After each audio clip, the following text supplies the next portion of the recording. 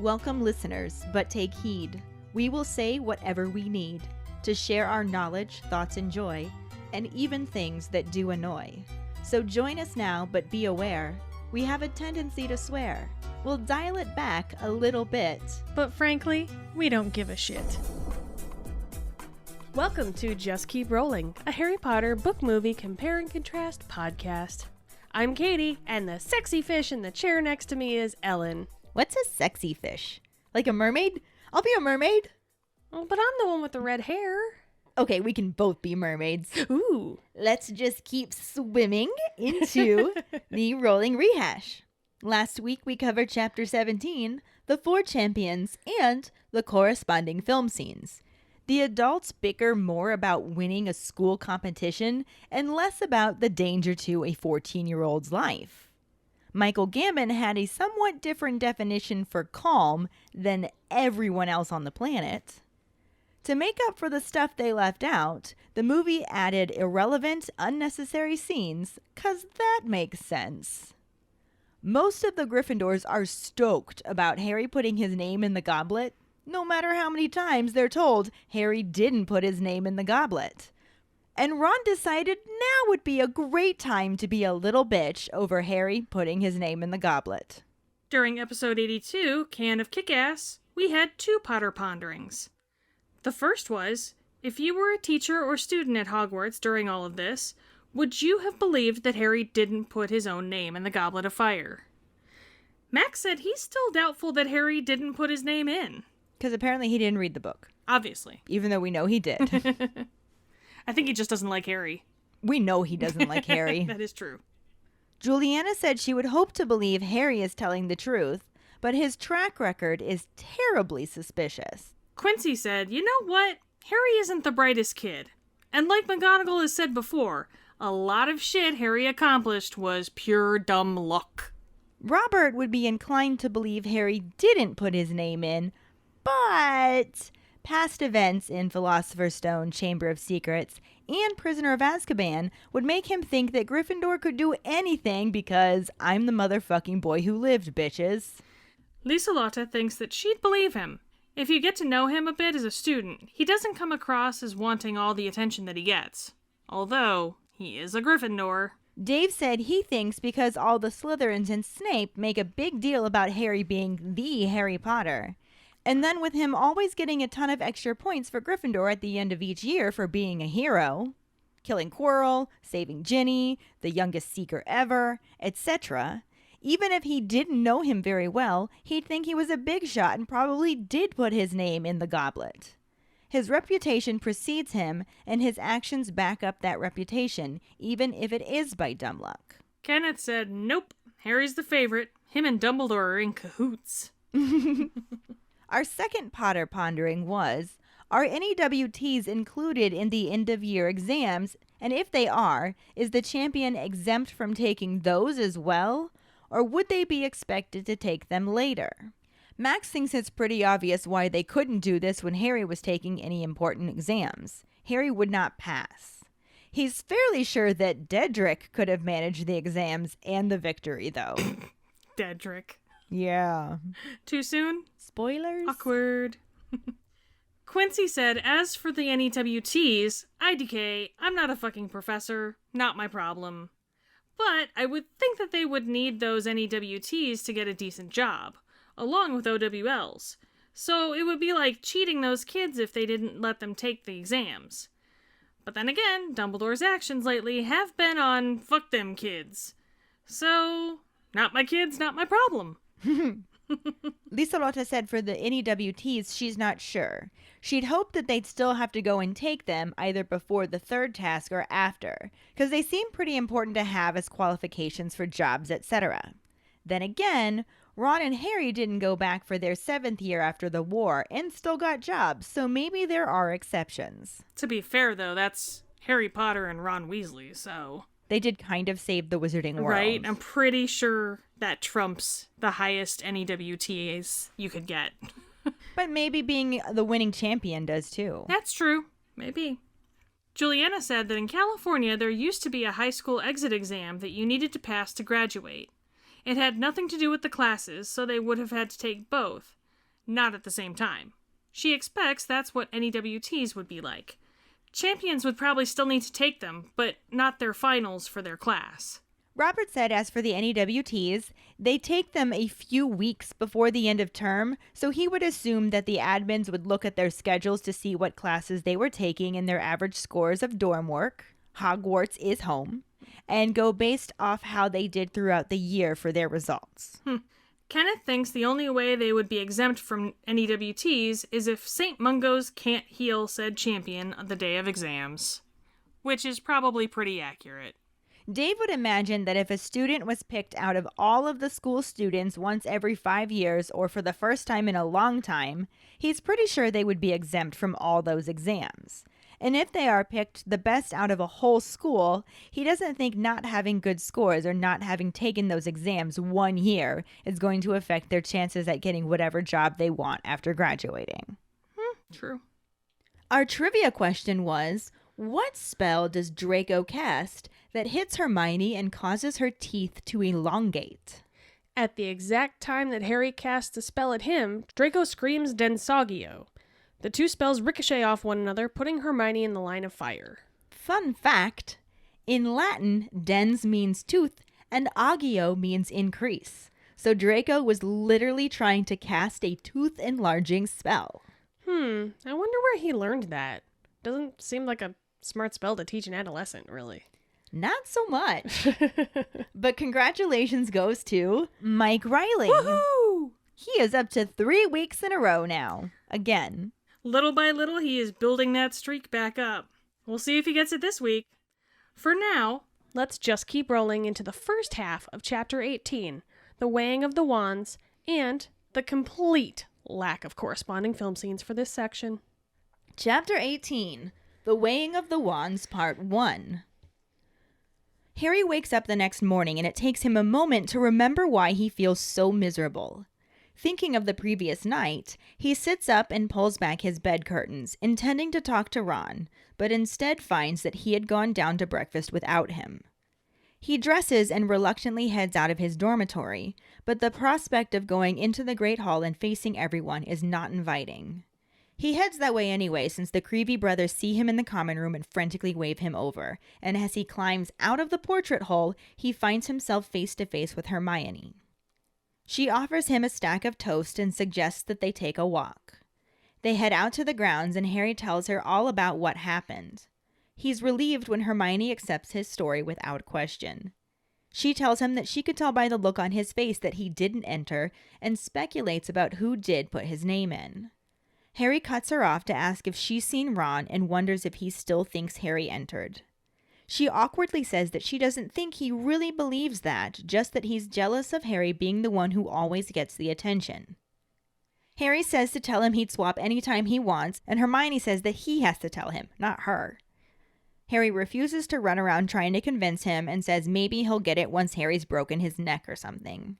Hermione doesn't think that's funny and tells Harry that he's got to write to Sirius before he finds out from the Daily Prophet.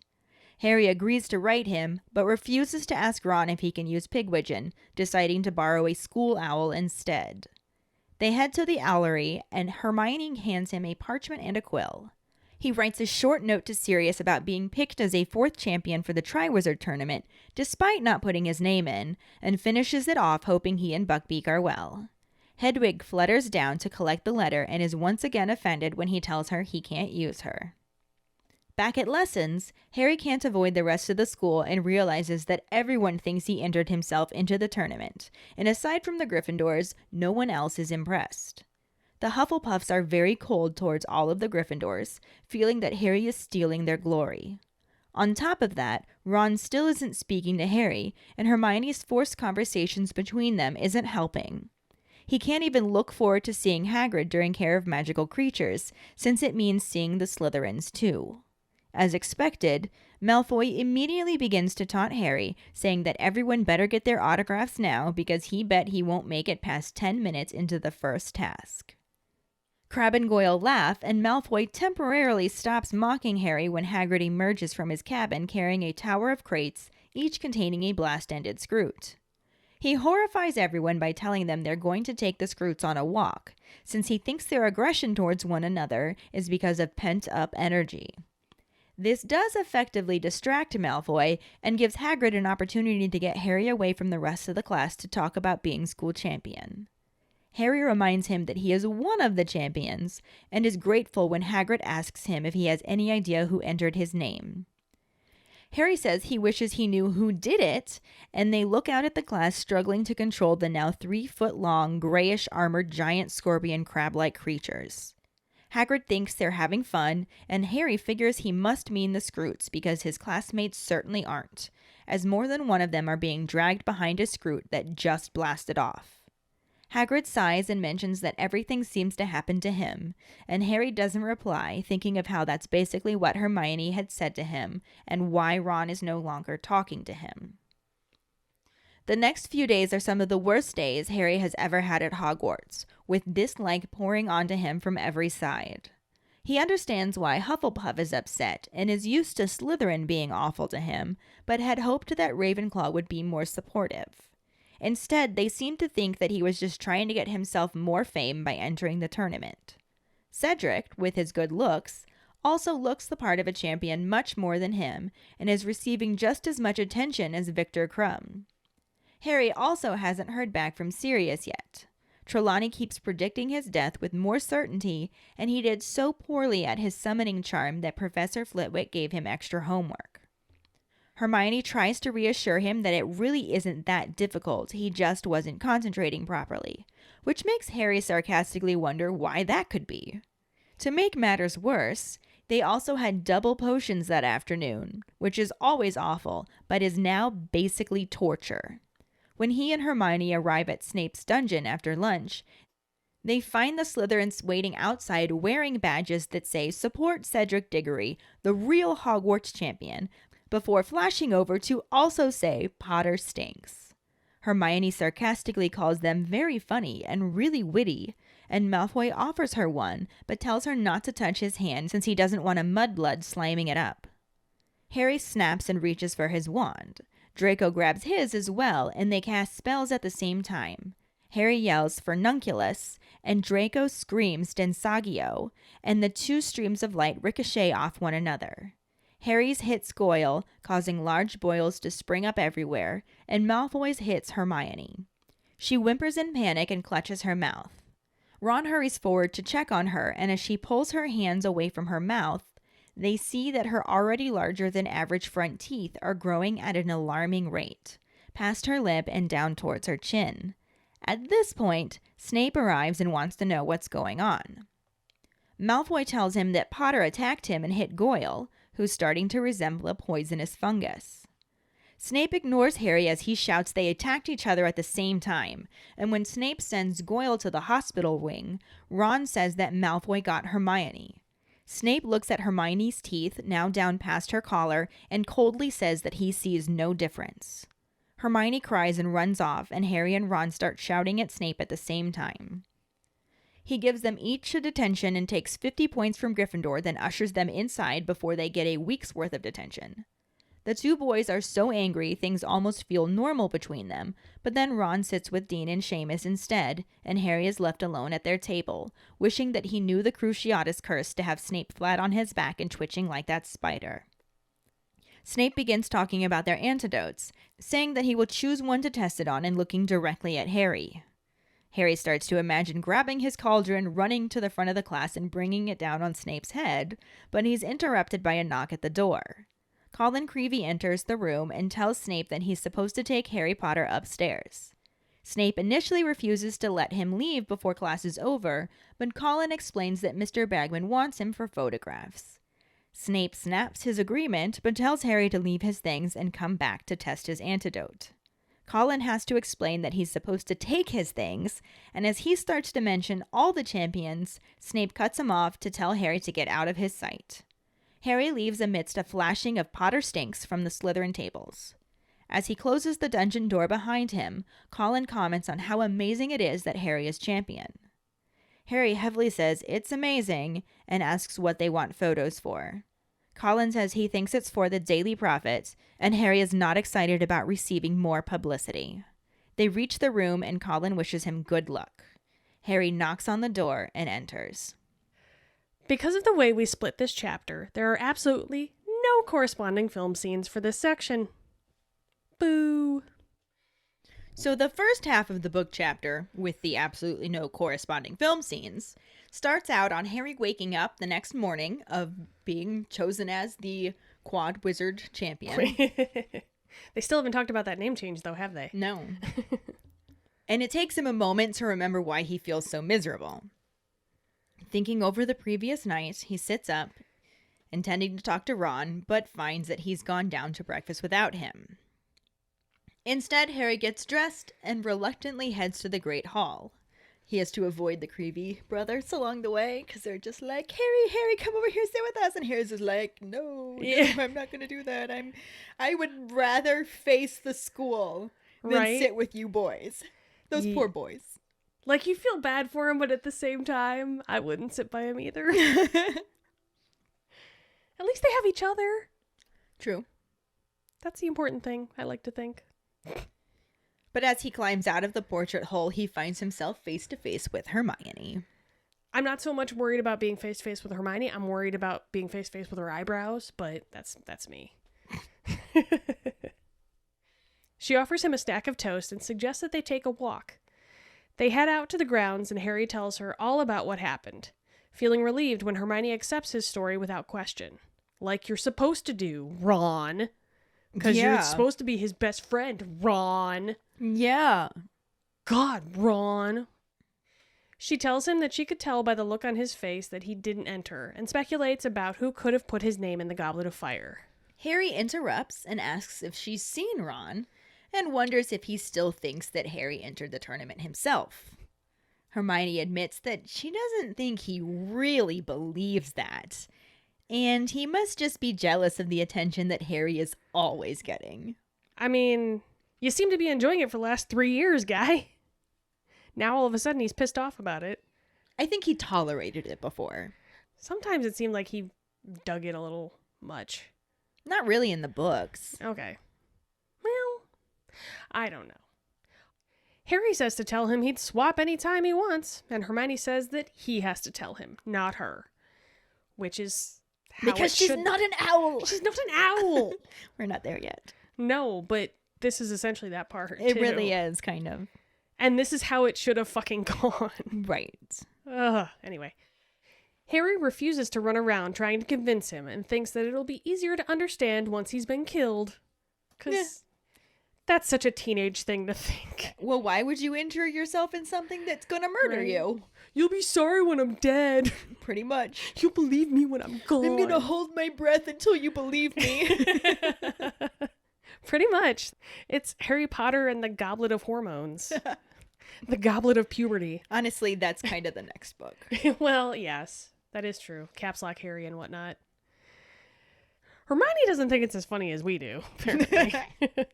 She tells Harry that he needs to tell Sirius before he finds out from the Daily Prophet. Yeah. I mean, that's fair. Mm-hmm.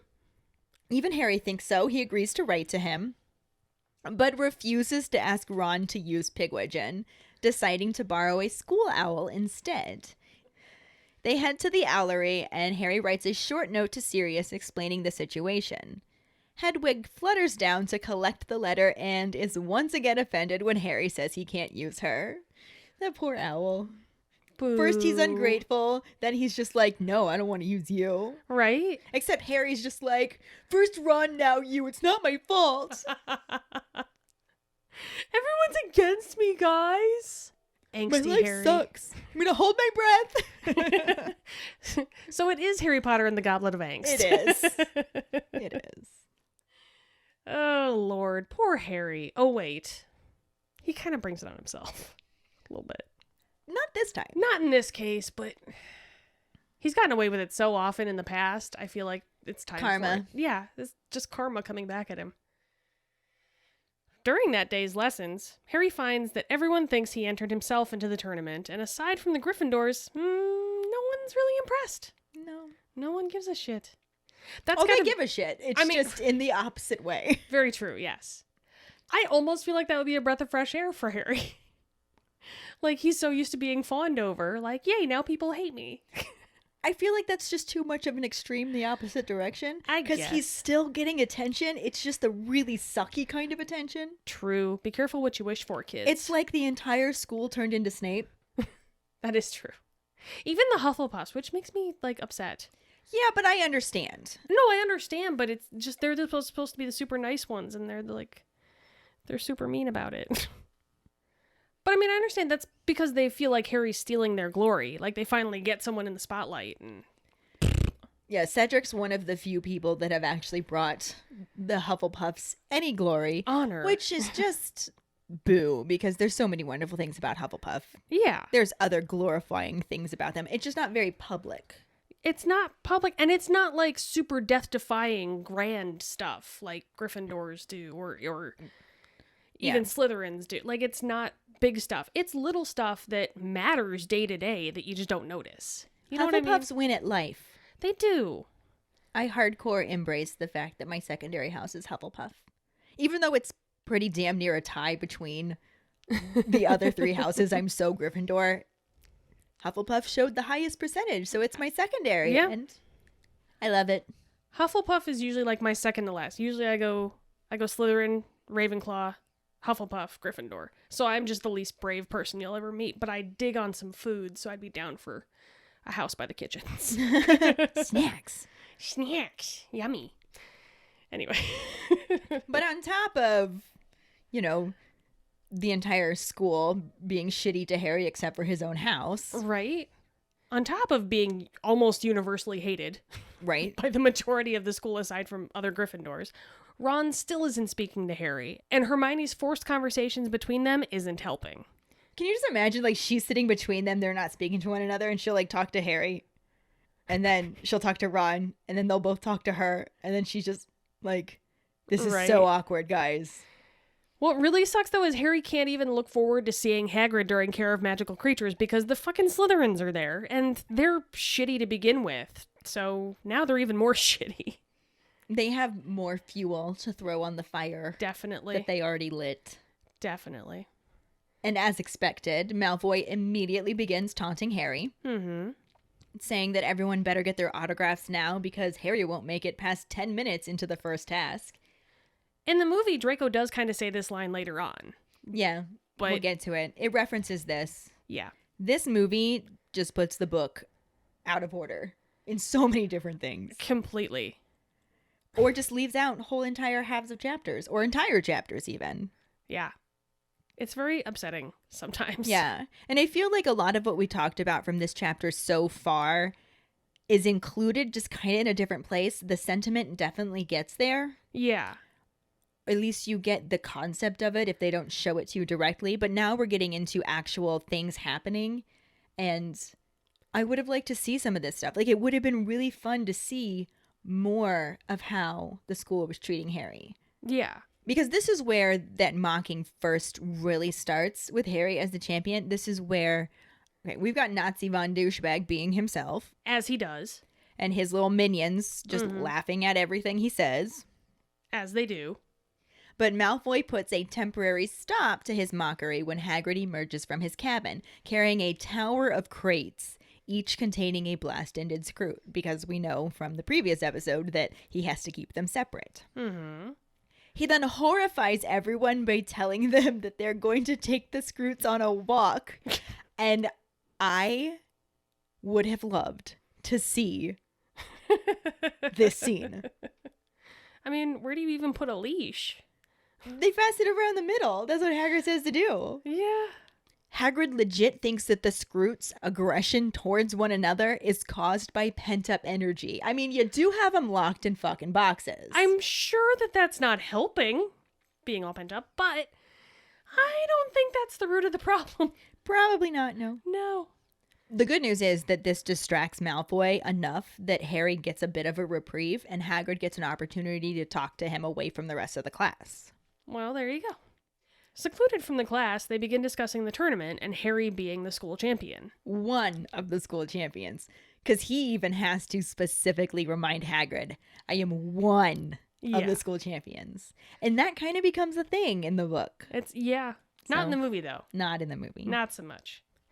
Hagrid asks if he knows who put his name in the goblet, and Harry says he wishes he knew. They look out at the class struggling to control the now 3-foot-long grayish armored giant scorpion crab-like creatures, and I just want to burn my own house down thinking about that. It's a lot of nope. It's a lot of nope in one creature. It's so much nope. We've had books in the past where we've had giant-ass snakes, we've had giant-ass spiders, we've had giant-ass other creatures that are just the nopiest of nopes. But this book is giving us, like, all the nopes rolled into one. Right. I don't like it. It's not good. Harry Potter and the Goblet of Nope. Yeah. The Goblet of Fire. Harry Potter and the nopes that I fucking set on fire. Because fuck those goddamn nopes. But I still really wish we could have seen them. As nopey as they are, I just really wanted to see them. I would have liked to see what the special effects team or the model creating team. Yeah. I would have liked to see what they would have come up with for it. So yes, I agree there. However, just still all the nopes. But Hagrid says that it looks like they're having fun, and Harry's just like, you gotta meet the Scroots. Because my classmates don't look like they're having fun. More than one of them are being dragged behind a Scroot that just blasted off. And that just sounds so terrible. It really does. Like, I want to see it. It sounds so terrible. I want to see it. But it sounds so terrible. It's so bad. It sounds like my nightmare, to be honest. Hagrid sighs and mentions to a quiet Harry that everything seems to happen to him. And Harry remembers that that's basically what Hermione said to him, and why Ron's no longer talking to him. I feel like that's really a theme throughout all Right? the books. Why is it always you? Here we thought it was Neville. No, it's always Harry. Yeah. It's kind of both of them. A little bit. Different things happening, but they both just have shit. A little bit. Which, Yeah. interestingly enough, we'll find out more about that in a later book. We sure will. Mm-hmm. The next few days are some of the worst that Harry has ever experienced at Hogwarts, with dislike pouring onto him from every side. He understands why Hufflepuff is upset and is used to Slytherin being awful to him, but he had hoped that the Ravenclaws wouldn't be such dicks. Yeah. You know, he kind of wanted them to be a little more supportive. But instead, they seemed to think that he was just trying to get some more fame by entering himself in the tournament. Which I can kind of see that too. Yeah. If you don't know him and you don't know the backstory, and yeah, it's a very hard one to call. That's why that was our Potter Pondering last week, so. Exactly. He notes that Cedric looks the part of the champion much more than him and is receiving just as much attention as Victor Crumb.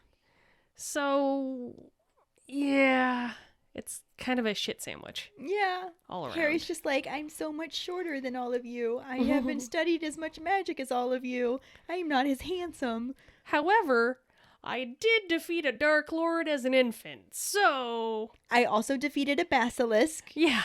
I time traveled.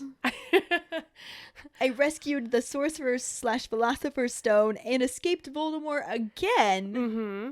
Hey, maybe I'm actually kind of good at this. Let me go find something to meddle in. Right?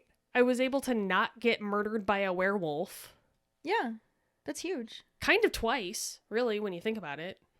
Because there was the time in the present and the time they went back in the past. Not kind of twice. Twice. So, yes. In one night. At the same exact time. Somehow. But yeah, he's done a lot of shit, but With help. with help and not necessarily technical stuff. Not necessarily like he knew an exact spell to fix something. It was mostly like Expelliarmus and Pray. Right. Episode title. Expelliarmus and Pray. That's basically the book series, no? Yep.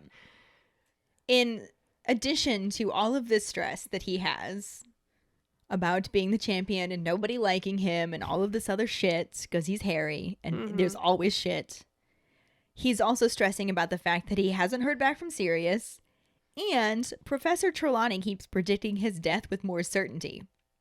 Like she does. Like she does. I mean, that's kind of her brand. Yeah. He did so poorly at his summoning charm that Professor Flitwick gave him extra homework, which is just what he needs on top of everything else. Right, that sucks some balls. Hermione tries to reassure him that it really isn't that difficult. He just wasn't concentrating properly, which makes Harry sarcastically wonder why that could be. Right? I think he's got a little bit of shit on his mind. Gee, why am I having trouble concentrating, Hermione? Could it be because everything's shit? Yeah. Could it be because my life is yet again in danger from numerous things? Like, not just one thing this year. Numerous things. And I feel like the streamlining of the movies kind of erased just how bad it was, everything Harry was going through. Yeah. Oh, definitely. Because then to make matters worse, they also had double potions that afternoon, which is double the time with the Slytherins and Snape. So that's just basically torture. Yeah, that's a rough day. Yeah. Oh, I'm not a fan of that, and I'm a Slytherin, and I can admit that would suck balls. But when he and Hermione arrive in the dungeon after lunch, they find the Slytherins waiting outside wearing badges that say, "Support Cedric Diggory, the real Hogwarts champion," before they flash over to also say, "Potter stinks," which is a really shit insult. Yeah. Potter stinks, guys. Really witty. Oh, sick burn, y'all. Damn. But they were made by Malfoy, and we know that he sucks at that. He is the Training king... for the ballet, Potter. All right, Scarhead. He is the king of sick burns. The court jester of sick burns. But after Hermione sarcastically comments on them, Malfoy offers her one, but tells her not to touch his hand as he doesn't want a mudblood sliming it up. Again. Nazi von Douchebag the Second. The sick burns just keep on coming. Terrible insult, but you're still a shitty person. Right? I mean, if you're gonna be a dick, at least, just don't be a dick. Just don't be a dick. Just... If you think about being a dick, just go ahead and stop that thought. Right? If you can't say something nice, don't say nothing at all. Exactly. I mean... And if you're not going to say something nice, at least say something snarky. Because we like snark, but... Snark is fine. Snark is funny. He's not being snarky. He's being dicky. Exactly. He is a dicky bird. He is a dicky bird. He is a Nazi von Douchebag the Second. Nazi von Dicky Bird. And he used a bad word.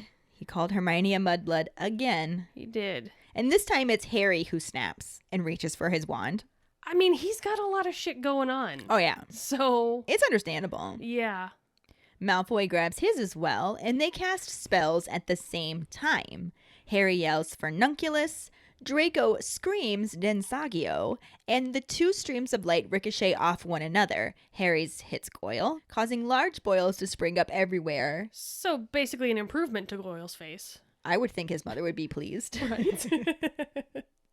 And Malfoy's hits Hermione. Oh. This does kind of suck. Yeah. This makes me feel really bad. I would have loved to see this, though. I don't think we got to see enough of the magic dueling. They had the dueling club in Chamber of Secrets, but they made the magic interaction more like throwing them far distances. And we never got to see the special effects where someone's face breaks out in boils. Or, I mean, we got to see some things like that later, but not related to magic being cast at one another. And not nearly like as specific as some of the spells could be. Like, we never got to see the bat bogey hex that Ginny throws. Like, we never got to see specific spells that I really wish we could have. I would have liked to see this magical aspect where a spell is cast and specific things happen, and it's not just them being thrown backwards or... Yeah. It's not just jet of light, boom. Right. It's not loud noises and flashing wands. It's like a legit cause and effect, and yeah. I agree. I very much agree. Like, you're in fucking wizard school. What are you learning? Right? I mean, I don't know why they're being taught these spells, but... Well, I feel like these spells are the equivalent of, like, when you take a foreign language and you learn the dirty words. You purposely go out and learn, like, the swear words in Spanish just because you can. But anyway... So Malfoy hits Hermione, and she whimpers in panic and clutches her mouth. Ron hurries forward to check on her, and as he pulls her hand away, they see that her already larger than average front teeth are growing at an alarming rate. Past her lip and down towards her chin. And I gotta wonder if that hurt, too. I would think so. That just seems like it would be extremely painful. Yeah. Painful, awkward, embarrassing. All of the above. Yeah. No fun at all. So many things wrong with that. However. 2 thumbs down. But at this 4 point... thumbs down. I'm joining you. However, So at this point, Snape arrives and naturally wants to know what's going on. Like teachers do. As they should. Right. Malfoy tells him that Harry attacked him and hit Goyle, who's starting to resemble a poisonous fungus. So not much of a change. Right. And Snape ignores Harry as he shouts that they attacked each other at the same time. Like he does. Exactly like he does. You know? And when Snape sends Goyle to the hospital wing, Ron says that Malfoy got Hermione. Snape looks at Hermione's teeth, now down past her collar. Oh my gosh. And coldly says that he sees no difference. And this is one of the moments that should have never been left out of the movie. Because it shows the more day-to-day trauma that Snape inflicted upon the students. Yeah. The movie left every single bit of that out. Like, we got the one little thing in the beginning where he's like, tisk tisk, our new celebrity, like to Harry. Yeah. But even that moment pales in comparison compared to the shit that he would do to Harry, Neville, and Hermione. Exactly. On more than one occasion. Constantly. That man should not have been a teacher. Should not have been a teacher. I know we've talked about this before, but Jesus Christ. But leaving that out of the movie, he came across wrong. Yeah. I mean, you know me. You know that I have a lot of sympathy for Snape as a human being. I have compassion for that traumatized child who had shitty parents and not a lot of money and was forced to wear his mother's clothing and was bullied by a lot of people, though I don't think that James and Sirius were really bullies then, but that's a side note. That's a different It's another episode. However, I have sympathy for that child. Yeah. I even have sympathy for the adult he grew up into. But I have zero sympathy for the teacher. Yes. I'm sorry. If that's the kind of person your trauma life has turned you into, you don't have any right to work with children. Right. You should not be working with things that trigger you. It's just really fucking stupid. And the movie was just like, nah, he's all right. I feel like maybe he should have gotten into like demolition or something, or he could take his anger out. Could be very therapeutic. Yeah. Right? Exactly. Maybe, take up boxing. I think that Dumbledore should have hired him since he insisted on keeping him close by. I think Dumbledore should have hired him to write curriculum. You are going to be the curriculum developer. That's not terrible. You get an office, you get to decide what people need to learn, because you're a smart dude, but you should not interact with humans. Yes. I agree. I can see that. And you're going to have therapy as well. Mandated therapy. This is Dumbledore mandated therapy. I mean, that goes without saying. But we got off on a tangent. We really did. Snape's a dick. Yep. He says that and Hermione cries and runs off like she does. Like anyone would do. Right. Really. That's what I would do at that point. Harry and Ron start shouting at Snape at the same time, which, yeah. Yeah. Sure. But luckily, he can't quite understand what they're saying because it's masking one another. Yeah, so he can't... He still gets the gist, though. I'm pretty sure he didn't need exact words, but yeah. He gives them each detention and takes 50 points from Gryffindor before ushering them inside before they get a week's worth of detentions. Which... probably a good call. Yeah, well, here's the thing. Snape was a dick. Yes. He probably deserved to get yelled at the way that they yelled at him. Definitely. However, if you're going to scream things at a teacher, there are consequences. Yeah. And I get that he deserved his own consequences. Yeah. But there's not a lot a child can do about that, and that was probably a poor choice. I mean, was it understandable? Yes, but there totally still needs to understandable. be. I don't know, 50 points seems like a lot. We've talked about point discrepancies in the past. Right. I feel like the detention was probably deserved. I feel like Snape probably needs a detention himself. Yeah. Detention and therapy. Maybe take some points away from the teacher house. Yeah. But yeah, I mean, that's a little extreme in a week's worth of detention. God, that sounds terrible. I'm glad that they didn't get a week's worth of detention, but Yeah. that's possibly worse than walking a Scroot. I mean, I don't know. You read the description of the Scroots, right? Yeah, I don't know. I don't know. Would you rather walk a Scroot or deal with Snape for potions/detentions? There's our part of pondering Okay. right there, because it's rough. It's a tough one. What would you do? Can I just eat Hagrid's beef casserole? I can pick around the talons. Yeah, anyway. I honestly don't. I might pick the Scroot. I like animals, but I don't know. Being a teacher dealing with awful teachers is infuriating. Yeah. I agree, and I'm a frustration crier, so I would just spend the whole time crying. But at the same time, the Scroot embodies every nope that I hate. So much nope there. It's so it's a much tough choice. nope. It'll be interesting to see what our keepers think. Yeah, definitely. Anyway, Harry and Ron are so angry with Snape that they almost forget that they're fighting. Which I always love that, where you're like, man, that guy was a dick. Wait, I hate you. Hold on. Wait, you're a dick. Screw you, man.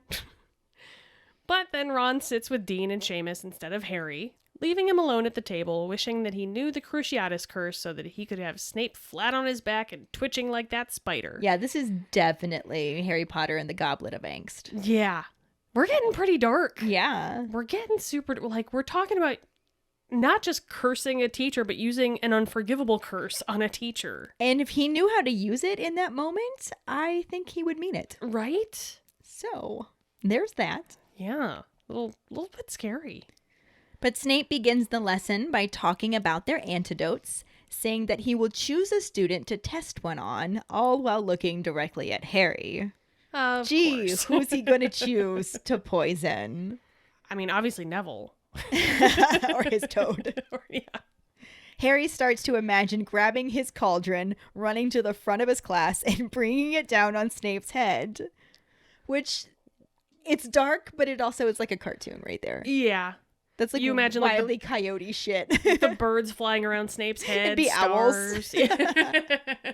A cartoonish lump coming up out of his hair. Well, he doesn't do this. He doesn't even get to keep fantasizing about it because he's interrupted by a knock at the door. Colin Creevey enters and tells Snape that he is supposed to take Harry Potter upstairs. Snape initially refuses to let him leave before class is over, but Colin explains that Mr. Bagman wants him for photographs. Photographs. You know, I was always really impressed with Colin Creevey during this scene. Yeah. Like, no, Professor Snape, this is what he needs to do. Like, he Yeah. literally challenges Professor Snape. That's kind of badass. Yeah. That just shows you how much Colin Creevey loves the idea of Harry Potter getting pictures taken. Apparently. Apparently, he also doesn't feel like arguing with Colin Creevey because he agrees reluctantly. He initially tells Harry that he needs to come back, and Colin Creevey even again is just like, no, he's supposed to take his stuff with him. He's not coming back, dude.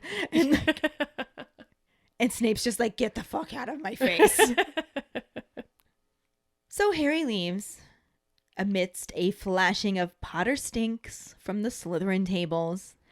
As he closes the dungeon door behind him, Colin comments on how amazing it is that Harry's champion, and he's like, one of the champions. But instead he just begrudgingly agrees, and he asks what they want photos for, and Colin says that he thinks it's for the Daily Prophet, which doesn't exactly make Harry excited. He's like, oh goody, more publicity. Yeah. Oh yay, Yay. we're gonna talk about all this more. Huzzah. Woohoo. Super fun. But they reach their destination, and Colin wishes Harry good luck as he knocks on the door and enters. And this is where we end this section of the book chapter, because it's a clean cut of book chapter with no corresponding film scenes, and we can pick it up next week with the section that does have corresponding film scenes. Yeah. As there were no film scenes, we obviously also have no actors, so we can roll right into the Potter Pondering. Which is, would you rather walk a Scroot or deal with Snape for potions/detentions? Find the post on our Facebook page and share your thoughts. We are really looking forward to reading them. Yes. This will bring us to our Sorting Hat story, which is from Lisa Marie Holtgreen. She is a Ravenclaw. Her wand is Goat Willow, 11 inches, Dragon Heartstring core, bendy and bordering on impossible to break. Ooh. Her Patronus is a Norwegian forest cat, which is a big fluffy tabby. She writes, I got the first book for my 10th to 11th birthday. I had run out of reading material at home and was attacking my mom's bookshelf, which had a lot of gory true crime books with pictures. Suboptimal at the least. I was quite early a Potterhead. I was bullied relentlessly for being a Harry Potter fan when nobody in my school even knew what it was. I was always an angsty, depressed kid. Shit happened when I grew up, and when I moved out into another town at 19, I was just so alone and suicidal. In addition to this, I had to remove half my tit because of precursor to breast cancer, and nobody realized I had a serious connective tissue disease called EDS. Doctors just thought I had joint pain and dislocating joints because I was fat and lazy. So to fill the void of being alone, in pain, and suicidal, I started listening to the audiobooks. I had read them a million times at this point, so it didn't really matter if I zoned out for a second or fell asleep. So I listened to Harry Potter while I was doing chores, while I was chilling, while I was walking, to calm my nerves, to make me happy, to not be alone, to have some fun, whenever I drove home, at work, when I was trying to fall asleep, etc. Whatever I was doing, if I was awake, there was Harry Potter in the background. Never any other book, just Harry Potter. The books were like my safe space where I could relax and nothing surprising happened because I'd already read them to pieces. I did that for about 8 years. I'm finally in a better place. I only listen to Harry Potter for enjoyment now, but it holds a special place in my heart. I did some math. I must have spent about 3.3 years of my life listening to Harry Potter, 10 hours a day, 365 days a year for 8 years. I'm soon 32 years old. Last year before Christmas, I found a new detail I had never noticed before. These are the books that just keep on giving. If it wasn't for Harry Potter, I would not be alive, and I would most definitely not be pregnant with my first child. I can't wait to read the books with my kid. Aww. Thank you so much for sharing your Sorting Hat story, Lisa Marie. That is truly beautiful, of everything that you've made it through and how Harry Potter was able to help you. And yeah, it means so much that you'll share that with us. Thank you so much. And you know what? This goes to show for anyone else out there, too, that you're not alone and you have somebody who's always there. And I just love that. Yeah. I love it. That's amazing. You are awesome, Lisa Marie. I love you. If any of you other keepers out there listening would like us to read your Sorting Hat story on a future episode, you can email it to us at justkeeprolling@gmail.com. Let us know your house, wand, Patronus, how you got into Harry Potter, and anything else you might want to share with us. Or you can just message it to us over social media, and don't feel like you have to share a super long, heartwarming story. We just love sharing with our other listeners, with each other. We love getting to read what it was that drew you to something that means a lot to us, too. So yeah. We love the heartwarming stories. They're wonderful and they're great, but don't feel pressure. Right. We love all of the stories. Exactly. So. And now for the trivia question. How did Rita Skeeter describe Dumbledore in her piece about the International Confederation of Wizards Conference? The first one who responds with a correct answer and the code word #enchantingly-nasty will get a sticker. Another way to get a sticker is to rate and review us through iTunes. If you don't have an Apple account, then you can write us a recommendation on our Facebook page. Make sure to email us at justkeeprolling@gmail.com to let us know you did, and we will get back to you to figure out which sticker you want and where to send it. Don't forget to find us and follow us on Facebook at JKR Podcast and Twitter and Instagram at Just Keep Rolling. Following us on Podbean at justkeeprolling.podbean.com will get you the episode as early as possible and give you a leg up in answering the trivia question. You can also go to our website at justkeeprolling.com to check out our Just Keep Rolling and Harry Potter related merchandise for sale. Don't forget to subscribe to our YouTube channel, where we post our weekly podcast episodes, cooking show episodes, and other random videos. If you would like to support us as a patron, you can sign up on patreon.com/justkeeprolling. $2 and up a month will get you some awesome perks like Just Keep Rolling swag, access to patron-only Facebook groups, chats, our Discord channel, virtual hangouts, and more. As always, any support you can give is greatly appreciated. And join us next week when we talk about the second half of Chapter 18, the weighing of the wands, and the corresponding film scenes. Thanks for listening. We hope you hear us again. I'm Katie. I'm Ellen. Until the next time, Just keep rolling.